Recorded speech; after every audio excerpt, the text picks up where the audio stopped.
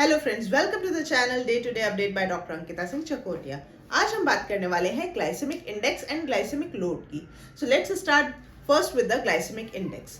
Glycaemic index, जैसा कि नाम से ही पता चल रहा है, it is something related to listing, ranking. But किसकी रैंकिंग हो रही है? ग्लाइसेमिक वर्ड भी जुड़ा है, तो क्या हम ग्लाइसेमिक दैट मीन्स कार्बोहाइड्रेट की रैंकिंग कर रहे हैं, शुगर की रैंकिंग कर रहे हैं, या किसकी रैंकिंग कर रहे हैं, या ग्लाइसेमिक से रिलेटेड है किसी चीज की, किसी थर्ड चीज की ranking? Of course it is a scoring method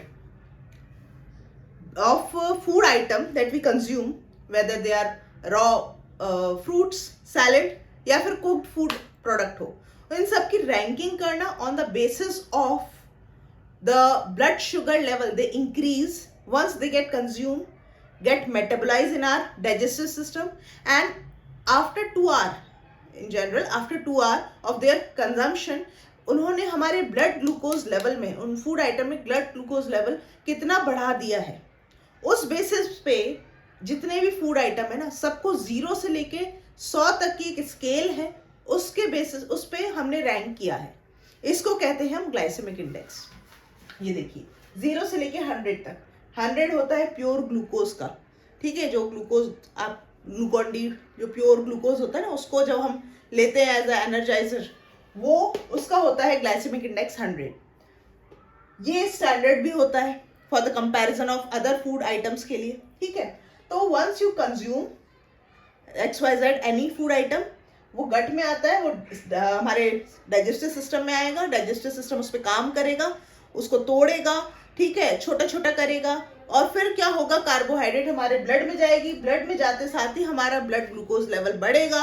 उस ब्लड ग्लूकोज लेवल को जैसे ही हम नापेंगे और स्टैंडर्ड से कंपेयर करेंगे, तो हमें पता चल जाएगा कि अच्छा भैया, इसका इतना था ग्लाइसेमिक इंडेक्स, ठीक है।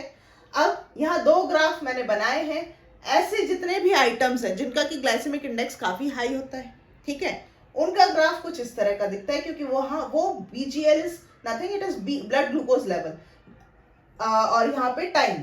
तो ब्लड ग्लूकोज लेवल एकदम से शूट करता है, ठीक है, लेकिन ऐसे आइटम ना फ्लक्चुएशन बहुत कराते हैं, ब्लड ग्लूकोज लेवल को बहुत फ्लक्चुएट कराते हैं हमारी बॉडी में। लेकिन ऐसे फूड आइटम जिनका की ग्लाइसेमिक इंडेक्स कम है, उनका ग्राफ कुछ ऐसा दिखता है, सिंपल सा, ठीक। Now this is about the glycaemic index. Now what is this glycemic load? क्या है ये ग्लाइसेमिक लोड?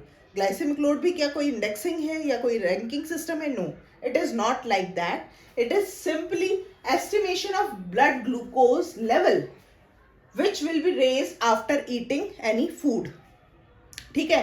तो इट इज सिंपली, अगर और आम भाषा में हम कहें तो कह लीजिए कि जो कार्बोहाइड्रेट जितना भी प्रेजेंट है, जो भी हम फूड कंज्यूम कर रहे हैं, अभी मेटाबोलाइज नहीं हुआ है as like in glycemic index.